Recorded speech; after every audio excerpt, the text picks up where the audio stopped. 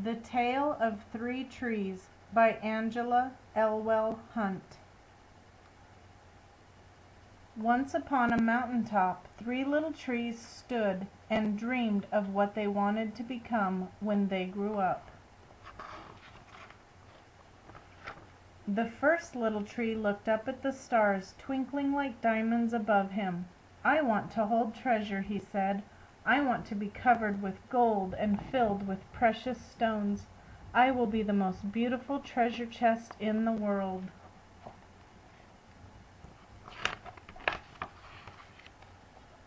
The second little tree looked out at the small stream trickling by on its way to the ocean. "I want to be a strong sailing ship," he said. "I want to travel mighty waters and carry powerful kings. I will be the strongest ship in the world." The third tree looked down into the valley below, where busy men and busy women worked in a busy town.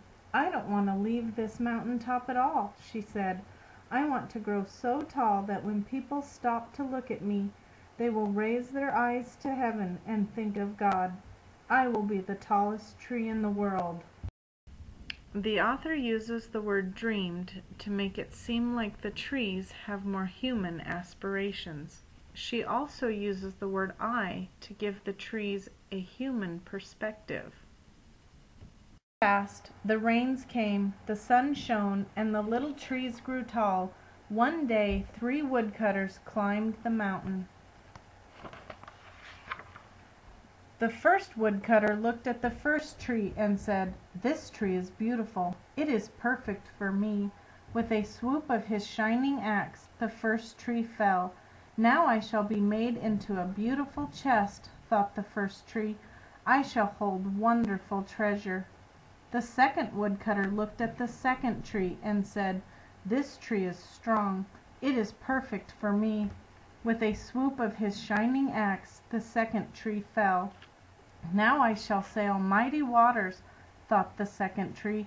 "I shall be a strong ship fit for kings." The third tree felt her heart sink when the last woodcutter looked her way. She stood straight and tall and pointed bravely to heaven. But the woodcutter never even looked up. "Any kind of tree will do for me," he muttered. With a swoop of his shining axe, the third tree fell. The first tree rejoiced when the woodcutter brought him to a carpenter's shop, but the busy carpenter was not thinking about treasure chests. Instead, his work-worn hands fashioned the tree into a feed box for animals.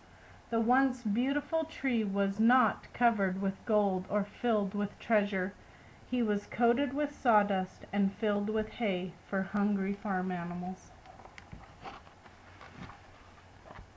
The second tree smiled when the woodcutter took him to a shipyard, but no mighty sailing ships were being made that day. Instead, the once strong tree was hammered and sawed into a simple fishing boat, too small and too weak to sail an ocean or even a river. He was taken to a little lake. Every day he brought in loads of dead, smelly fish.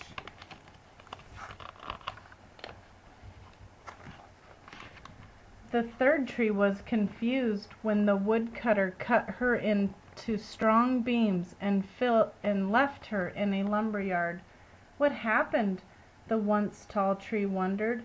"All I ever wanted to do was stay on the mountain top and point to God." So again, you can see how the author shows that the trees are expressing feelings and emotions. We begin to sympathize for the trees. As we finish the story, listen to how the author uses specific vocabulary to develop characterization. Many, many days and nights passed. The three trees nearly forgot their dreams. But one night golden starlight poured over the first tree as a young woman placed her newborn baby in the feed box. "I wish I could make a cradle for him," her husband whispered. The mother squeezed his hand and smiled as the starlight shone on the smooth and sturdy wood. "This manger is beautiful," she said, and suddenly the first tree knew he was holding the greatest treasure in the world. One evening a tired traveler and his friends crowded into the old fishing boat. The traveler fell asleep as the second tree quietly sailed out into the lake. Soon a thundering and thrashing storm arose. The little tree shuddered. He knew he did not have the strength to carry so many passengers safely through the wind and rain. The tired man awakened. He stood up, stretched out his hand, and said, "Peace."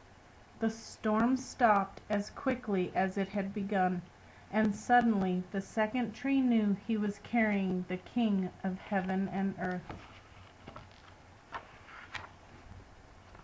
One Friday morning the third tree was startled when her beams were yanked from the forgotten woodpile.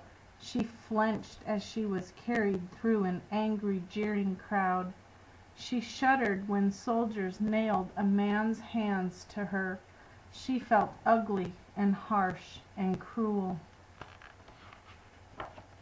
But on Sunday morning, when the sun rose and the earth trembled with joy beneath her, the third tree knew that God's love had changed everything. It had made the first tree beautiful. It had made the second tree strong. And every time people thought of the third tree, they would think of God. And that was better than being the tallest tree in the world.